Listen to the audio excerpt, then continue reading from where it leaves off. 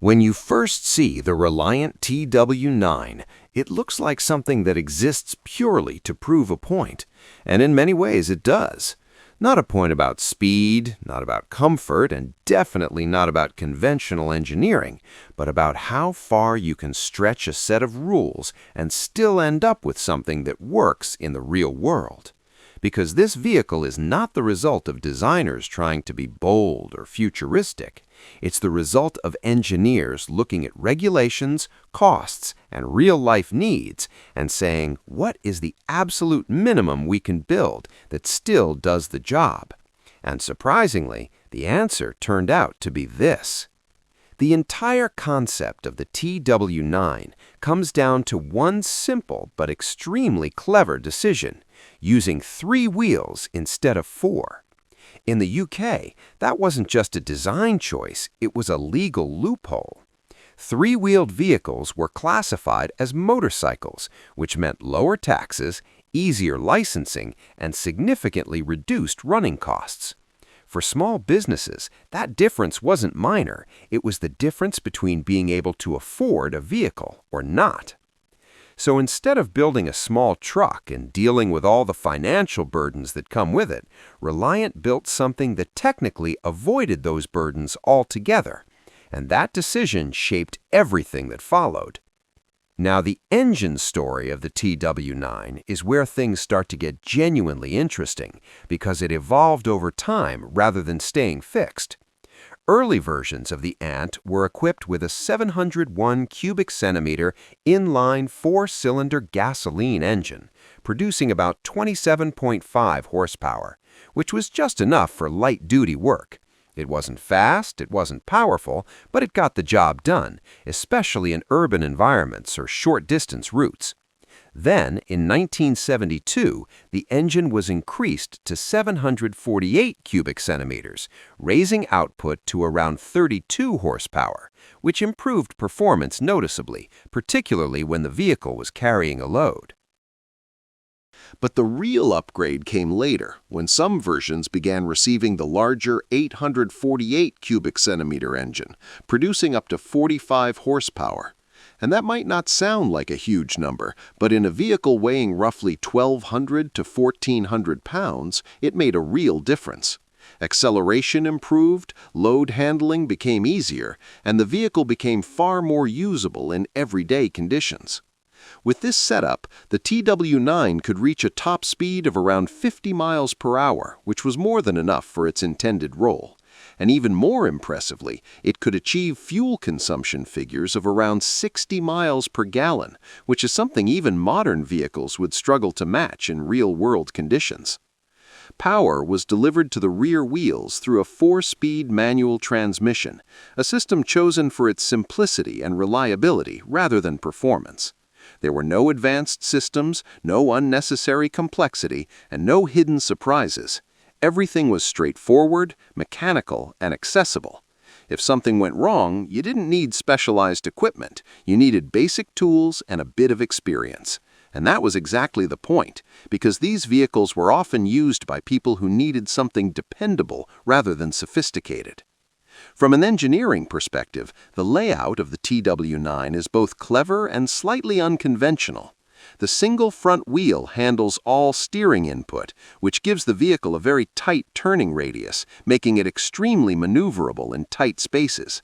This was a major advantage in urban deliveries, farmyards, and industrial environments where space is limited. However, this design also comes with trade-offs. At low speeds, everything feels stable and predictable, but as speed increases or when loads are uneven, the handling becomes more sensitive. It's not dangerous if you understand it, but it definitely reminds you that physics is still in charge. The construction follows the same philosophy of simplicity and efficiency. Reliant used fiberglass body panels mounted on a steel frame, which kept the vehicle lightweight and resistant to corrosion. In a country where rust is practically a national sport, that was a significant advantage. The rear axle is supported by leaf spring suspension, designed to handle loads without unnecessary complexity.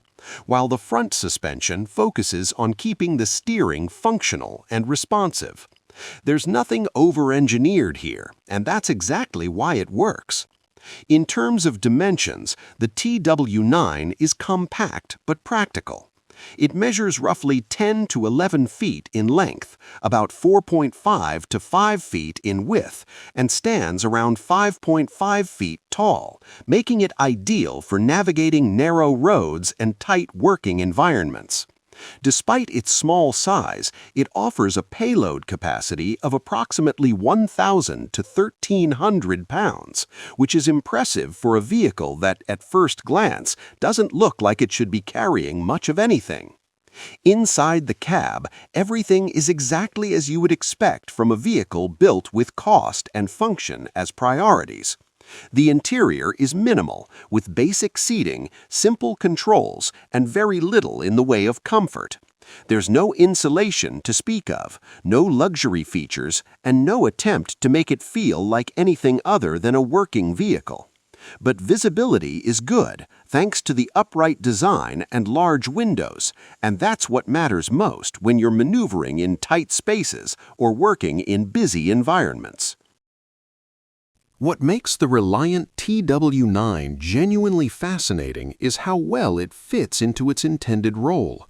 It wasn't built to replace a conventional truck, and it never tried to be one. Instead, it filled a gap, a space between motorcycles and full commercial vehicles, where cost, simplicity, and practicality mattered more than anything else. Small businesses, farms, maintenance crews, all of them found value in a machine that was cheap to run, easy to maintain, and capable of doing real work without unnecessary expense. Of course, it wasn't perfect. Stability at higher speeds required attention, especially when carrying uneven loads, and strong crosswinds could make the vehicle feel less stable due to its narrow front track. But these were not flaws in the traditional sense, they were trade-offs, the result of designing a vehicle around a specific set of constraints. And for the people who used it, those trade-offs were acceptable because the benefits outweighed the limitations. In the end, the Reliant TW9 is not about innovation in the usual sense. It's not about pushing boundaries or redefining what a vehicle can be. It's about understanding limitations and turning them into advantages. It's about building something that fits perfectly into a specific niche and does exactly what it needs to do. No more, no less. And in a world where most vehicles try to be everything at once, there is something refreshingly honest about that approach. Because sometimes the most interesting machines are not the ones that try to be the best, but the ones that simply make sense. And the TW9, strange as it may look, makes perfect sense once you understand the problem it was built to solve, which is exactly why it remains such a fascinating example of practical, real-world engineering.